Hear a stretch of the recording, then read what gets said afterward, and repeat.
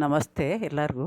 ಇವತ್ತು garden update ನಿಮ್ಮನ್ನು ಕರ್ಕೊಂಡು ಹೋಗ್ತಾ ಇದ್ದೀನಿ. ಜೊತೆಗೆ ನೋಡಿ ಬಂತು ಗಾರ್ಡನಲ್ಲಿ ಯಾವ್ಯಾವ ಥರ ಯಾವ್ಯಾವ ಗಿಡಗಳು ಇದ್ದಾವೆ ಅಂತೆಲ್ಲ ತೋರಿಸ್ತೀನಿ. ವಿಡಿಯೋ ಪೂರ್ತಿ ನೋಡಿ ಸಪೋರ್ಟ್ ಮಾಡಿ. ಹೊಸಬ್ರು ಯಾರಾದರೂ ಫಸ್ಟ್ ಸರಿ ಚಾನಲ್ ಬಂದು ವಿಡಿಯೋ ನೋಡ್ತಿದ್ರೆ ದಯವಿಟ್ಟು ಸಬ್ಸ್ಕ್ರೈಬ್ ಮಾಡ್ಕೊಂಡು ವಿಡಿಯೋ ನೋಡಿ ಅಂತ ಕೇಳ್ಕೊತಾ ಇದ್ದೀನಿ. ವಿಡಿಯೋ ಇಷ್ಟ ಆದರೆ ಅಥವಾ ಉಪಯೋಗ ಇದೆ ಅಂದರೆ ಬೇರೆಯವ್ರಿಗೆ ಶೇರ್ ಮಾಡಿ. ನೋಡಿ, ಇಲ್ಲಿ ನಾನು ಗಿಡ ಇಟ್ಟಿದ್ನಲ್ವ, ಅಲ್ಲಿ ಸಂಪಿಗೆ ಗಿಡ ಇದು 3ನೇ ಜಾಗ ಆಯಿತು ಬಂದಮೇಲೆ. ಯಾಕೆಂದರೆ ಇಲ್ಲಿ ಫ್ಯಾಷನ್ ಫ್ರೂಟ್ ಗಿಡ ಇತ್ತು, ಅದನ್ನು ತೆಗೆದು ಆ ಕಡೆ ಇಟ್ಟೆ. ದ್ರಾಕ್ಷಿ ಗಿಡ, ಫ್ಯಾಷನ್ ಫ್ರೂಟ್ ಗಿಡ, ಮಧುಮಾಲತಿ ಎಲ್ಲ 3 ಇಲ್ಲೇ ಇತ್ತು. ಮೇಲೆ ಎಲ್ಲ ಒಂದಕ್ಕೊಂದು ಒಂದರೊಳಗೊಂದು ಸೇರ್ಕೊಂಬಿಡುತ್ತೆ ಅಂತ ಅದನ್ನು ತೆಗೆದು ಅಲ್ಲಿಟ್ಟಾಗ ಸಂಪಿಗೆ ಗಿಡ ಇಲ್ಲಿಟ್ಟೆ ನಾನು. ಮೊಗ್ಗು ಆಗ್ತಾಯಿದೆ, ಚಿಗುರ್ತಾಯಿದೆ. ಹಂಗೆ ಅಂಜೂರ ಹಣ್ಣಿನ ಗಿಡಗಳು ಕೂಡ ತುಂಬ ಹೆಲ್ದಿಯಾಗಿ ಎಲ್ಲ ಕಡೆ ಚಿಗುರು ಕಾಣಿಸ್ತಾ ಇದೆ. ಇವು ಸ್ವಲ್ಪ ಎಲೆ ಬರೋದು ಲೇಟೇ, ಹಣ್ಣಾಗೋದು ಲೇಟು, ಎಲೆ ಬರೋದು ಕಾಯಿಂದ ಹಣ್ಣಾಗೋಕ್ಕೆ ಸುಮಾರು 1-1.5 ತಿಂಗಳ ಮೇಲೇ ಆಗುತ್ತೆ. ಅದರಿಂದ ಒಬ್ಬೊಬ್ಬರು ನಮ್ಮ ಗಿಡದಲ್ಲಿ ಹಣ್ಣಾಗಿಲ್ಲ ಅಂತ ಕೇಳ್ತಾ ಇರ್ತೀರ. ಅದು ಬರೋದೇ ನಿಧಾನ. ಬಂದ ಮೇಲೆ ಒಂದು ಸರಿ ಹಣ್ಣಾಗಕ್ಕೆ ನಿಂತ ಮೇಲೆ ಹಿಂದೆಲೇ ಬಂದಿರೋ ಕಾಯಿಗಳು ಒಂದಾಗತ್ಲು ಒಂದು ಬರ್ತಾ ಇರ್ತವೆ. ಈ ಥರ ಎಲೆಗಳು ಗ್ರೀನಾಗಿ ಎಲೆ ಕೆಳಗಡೆ ಮಚ್ಚೆ ಏನೂ ಇಲ್ಲ ಅಂದರೆ ಅವು ಹೆಲ್ದಿಯಾಗಿದ್ದಾವೆ ಅಂತ.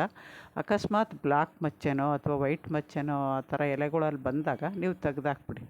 ಆಮೇಲೆ ಸೀಡ್ಲೆಸ್ ಸೀತಾಫಲ, ಇದು ಸುಮಾರು ಕೊಟ್ಟಿದ್ದು. ಫಸ್ಟ್ ಸರಿ ಹೂವು ಬಿಟ್ಟಿದೆ, 2 ಒಟ್ಟಿಗೆ ಒಂದೇ ಕಡೆ ಬಿಟ್ಟಿದೆ. ನೋಡಬೇಕು ಈ ಸರಿ ಬರುತ್ತೋ ಇಲ್ವೋ ಅಂತ. ಯಾಕೆ ರೀಪಟ್ ಮಾಡಿದ್ಮೇಲೆ ಬಂದಿರೋದದು. ಮೊದಲೊಂದು ಸರಿ ತಂದು ಕೊಟ್ಟು ವಸ್ತ್ರಲ್ಲಿ ಬಂದಿತ್ತು. ಅದಾಗಿ ಸುಮಾರು 8-9 ತಿಂಗಳ ಮೇಲೆ ಆಯ್ತಲ್ವ, ವರ್ಷನೇ ಮೇಲಾಯಿತು.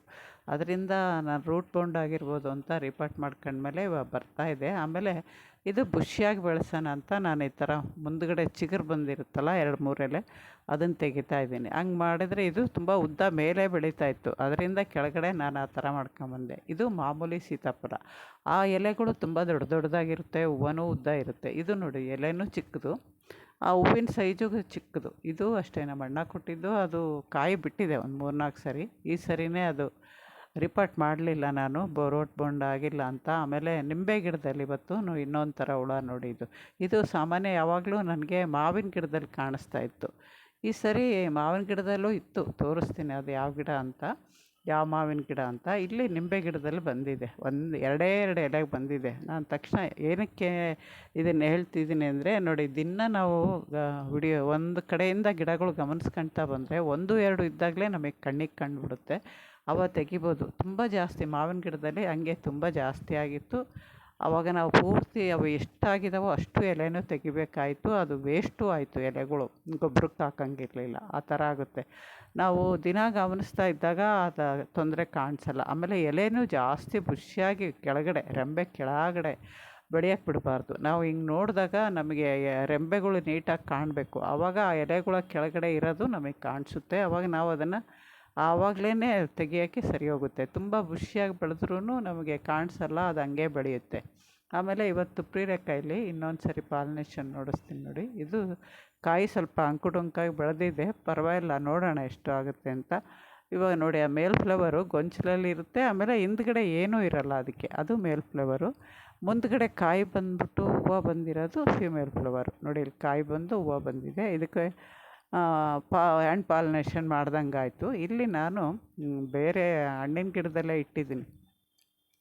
ಆಮೇಲೆ ಇದು ಕಬ್ಬು ಸ್ವಲ್ಪ ಲಾಸ್ಟಲ್ಲಿ ಬಂದಿರೋವು ಚಿಕ್ಕ ಸೈಜು. ಆಮೇಲೆ ಅಷ್ಟು ಚೆನ್ನಾಗಿರಲಿಲ್ಲ, ಒಣಗಕ್ಕೆ ಬಿಟ್ಬಿಟ್ಟಿದ್ವಿ ಕಟ್ ಮಾಡಿ. ಅವನ್ನ ನಾನು ಈ ಥರ ಗಿಡ ಬಳ್ಳಿಗಳು ಹಬ್ಸಕ್ಕೆ ಮಾಡ್ಕೊಂಡಿದ್ದೀನಿ, ವೇಸ್ಟ್ ಆಗೋದು ಬೇಡ ಅಂತ. ಇಲ್ಲಿ ಬಾರ್ಬರಸ್ ಚೆರ್ರಿ ಎಲ್ಲ ಹುಳ ಗಿಡ ಎಲ್ಲ ಹೋದ್ಮೇಲೆ ಇವತ್ತೊಂದು ಹಣ್ಣಾಗಿತ್ತು, ಅದನ್ನು ಹಂಗೆ ಕಿತ್ತಿದೆ. ಇನ್ನು ನಾಳೆ ನಾಡಿದ್ದು ಒಂದು ಹಣ್ಣಾಗ್ಬೋದು. ಈ ಕಡೆ ಬಾರ್ಬರಸ್ ಚೆರ್ರಿ, ಮಲ್ಬರಿ ಎಲ್ಲ ಇದೆ. ಮಲ್ಬರಿ ಅಂತೂ ನನಗೆ ಸಿಕ್ಕೇ ಇಲ್ಲ ಇವತ್ತಿನವ್ರಿಗೂ. ಬೆಳಗ್ಗೆನ ಮಳೆ ಬಂದಿರ್ತಾರಲ್ವ, ಫಸ್ಟು ಅವರೇ ತಗೊಂಡು ತಿಂದುಬಿಟ್ಟಿರ್ತಾರೆ. ಒಂದಿಗೂ ಹಣ್ಣಾಗಕ್ಕೆ ನಿಮಗೆ ಕಪ್ಪಗೆ ಹಣ್ಣಾಗೋದು ನೋಡ್ಸೋಕ್ಕೆ ಆಗಿಲ್ಲ ಇವತ್ತಿನವ್ರಿಗೂ. ಇದು 2 ಕಟಿಂಗಿಂದ ಬಂದಿರೋವು. ಒಂದು ರೀಪಾರ್ಟ್ ಮಾಡ್ಕೊಂಡೆ, ಇನ್ನೊಂದು ರೀಪಾರ್ಟ್ ಮಾಡ್ಕೋಬೇಕು. ನೋಡಿ, ಇದು ತುಂಬ ಒಳ್ಳೆಯದು ಅಂತಾರಲ್ಲ, ಅದಕ್ಕೆ ಹಾಕಿದ್ದೀನಿ. ಇವಾಗ ಇನ್ನೊಂದು ರೀಪಾರ್ಟ್ ಮಾಡ್ಕೊಂಡ್ರೆ 3 ಗಿಡ ಇದ್ದಂಗೆ ಆಗುತ್ತೆ. ಅದು ನಾನು ಒಂದು ಚಿಕ್ಕ ಪಾಟಲ್ಲಿ ಹಾಕ್ಕೊಂಡಿದ್ದೀನಿ, ಒಂದು ದೊಡ್ಡ ಪಾಟ್ಗೆ ಹಾಕ್ಕೊಂಡಿದ್ದೀನಿ. ಇದು ನಲ್ಲಿಕಾಯಿ, ಬೆಟ್ಟದ ನಲ್ಲಿಕಾಯಿ. ಇವಾಗ 8-9 ತಿಂಗಳ ಕೆಳಗಡೆ 1-2 ಕಡೆ ಹೂವು ಬಂದು ಅದು ಉದುರೋಯ್ತು. ಫಸ್ಟ್ ಸರಿ ಬಂದಿರೋ ಹೂವು ನಮಗೆ ಗ್ಯಾರಂಟಿ ಇರಲ್ಲ. ಇದು ನೋಡಿ, ಮಾವಿನ ಗಿಡ ಬೀಜದಿಂದ ಬಂದಿರೋದು. ಈ ಗಿಡಕ್ಕೇ ತುಂಬ ಬಂದಿದ್ದು ಎಲೆ ಕೆಳಗಡೆ. ನಾವು ಆ ಎಲೆ ಎಲ್ಲ ರಿಮೂವ್ ಮಾಡಿ ಎಲ್ಲ ಕ್ಲೀನ್ ಮಾಡಿದ್ಮೇಲೆ, ಸ್ವಲ್ಪ ಪ್ರೂನ್ ಮಾಡಿದ್ಮೇಲೆ ಇವಾಗ ಹೊಸ ಚಿಗುರು ಬರ್ತಾಯಿದೆ. ಅದು ಅಲ್ಲದೆ ನನ್ನ ಗಾರ್ಡನಲ್ಲಿ ಸ್ವಲ್ಪ ಮಾವಿನ ಗಿಡದಲ್ಲಿ ಹೂವು ಚಿಗುರು ಬರೋದು ಲೇಟೇ. ಇಲ್ಲಿ ಬಸಳೆ ಸೊಪ್ಪು, ಬಾಳೆ ಗಿಡ ಎಲ್ಲ ಚೆನ್ನಾಗಿ ಬೆಳೀತಾ ಇದೆ. ಬಾಳೆ ಗಿಡ ಇನ್ನೂ ಯಾವಾಗ ಹೂವು ಬರುತ್ತೋ ಗೊತ್ತಿಲ್ಲ, ಕಾಯ್ತಾ ಇದ್ದೀನಿ ನಾನು ಕೂಡ. ನುಗ್ಗೆ ಗಿಡ ಮೊನ್ನೆ ಕ್ಲೀನ್ ಮಾಡೋವಾಗ ಬಕೆಟಿಂದ ತೆಗೆದು ಇಲ್ಲಿಟ್ಟೆ ನೋಡಿ, ಎಷ್ಟು ಬೇಗ ಅದು ಸೆಟ್ ಆಗಿಬಿಟ್ಟು ಎಲೆಗಳೆಲ್ಲ ಚೆನ್ನಾಗಿ ಹರಡ್ಕೊಂಡಿದೆ. ಜಾಗ ತುಂಬ ಚೆನ್ನಾಗಿ ಸಿಕ್ತಲ್ವ ಅದಕ್ಕೆ. ಆಮೇಲೆ ಆಪಲ್ ಗಿಡನೂ ಅಷ್ಟೇ, ಇದು ಯಾವಾಗಲೂ ಲೈಟು ಗ್ರೀನ್ ಇರೋದು, ಇವಾಗ ಸ್ವಲ್ಪ ಎಲ್ಲ ಡಾರ್ಕ್ ಗ್ರೀನಾಗಿ ಸೆಟ್ಟಾಗಿ ಹೆಲ್ದಿಯಾಗಿ ಬೆಳೀತಾ ಇದೆ. ನೋಡ್ಬೇಕು, ಇನ್ನೂ ಹೂವು ಕಾಯಿ ಅಂತೂ ಆಗಿಲ್ಲ. ಹೋದ ವರ್ಷ ಇದೂ ಸುಮಾರು ಒಟ್ಟೊಟ್ಟಿಗೆ ಕಳಿಸಿದ್ರು ಅವರು, 3 ಗಿಡನೋ 4 ಗಿಡನೋ ಎಲ್ಲನೂ ಇದ್ದಾವೆ. ಆಮೇಲೆ ಇಲ್ಲಿ ಮೋಸಂಬಿಲು ಒಂದು 2-3 ಕಾಯಿ ನಿಂತಿತ್ತು, ಉದುರೋಯ್ತು.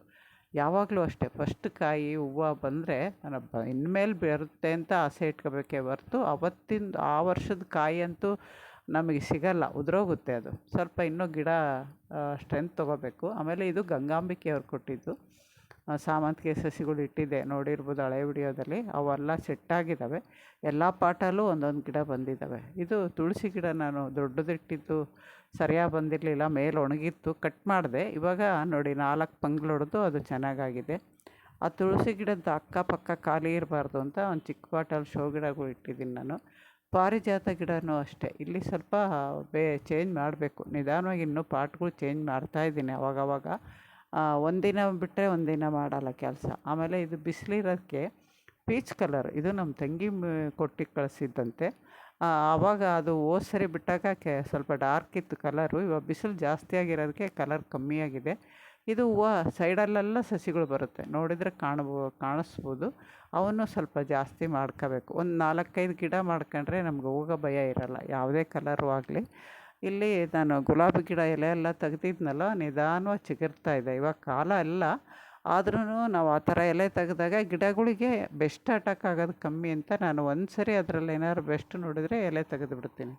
ಇವತ್ತು ಒಂಚೂರು ಹೂವು ಕಿತ್ಕೊಂಡು ಹೋಗಕ್ಕೆ ಬಂದೆ, ಅವತ್ತೇನು ಕೆಲಸ ಮಾಡಲಿಲ್ಲ, ಬರೀ ಗಾರ್ಡನ್ ಅಪ್ಡೇಟು ಕೊಟ್ಟು 10-10:30 ಬಂದಿರೋದು. ಅದಕ್ಕೆ ನಿಮಗೆ ಬಿಸಿಲು ಕಾಣಿಸ್ತಾ ಇರ್ಬೋದು. ಹಾಕಿರೋದು ನೆಲ ಸ್ಪ್ರೇ ಮಾಡಿರ್ತಾರಲ್ಲ, ಆ ನೀರೆಲ್ಲ ಒದ್ದೆ ಒಣಗೋಗಿದೆ ಕಾಣಿಸ್ತು. ಎಲ್ಲೋ ಒಂಚೂರು ಜಾಸ್ತಿ ಇರೋ ಕಡೆ ಮಾತ್ರ ಒದ್ದೆ ಕಾಣುತ್ತೆ.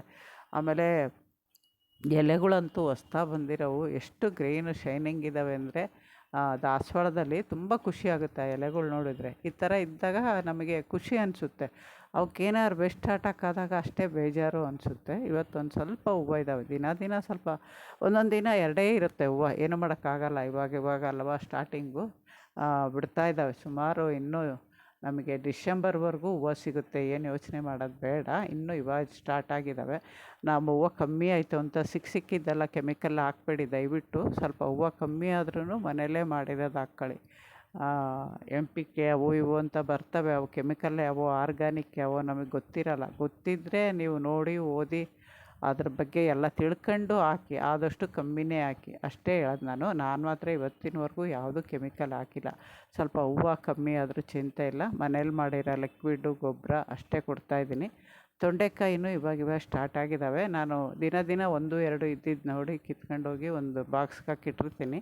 ಸುಮಾರು ಒಂದು 1/4 kg ಅಷ್ಟು ಆದಾಗ ಅದರಲ್ಲಿ ಏನಾದ್ರು ಮಾಡ್ಬೋದು.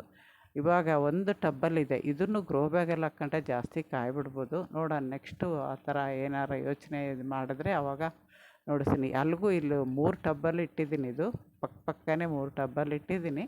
ಇದೊಂದು ಗಿಡ ಮಾತ್ರ ದೊಡ್ಡದಾಗಿ ಬೆಳೆದಿದೆ. ಆಮೇಲೆ 2 ಬದನೆಕಾಯಿ ಇದೆ, ಇದು ಹಳೆ ಗಿಡನೇ, ಬದನೆಕಾಯಿ ಇದೆ, ಅವನ್ನ ಕೀಳ್ತೀನಿ. ನಮಸ್ತೆ.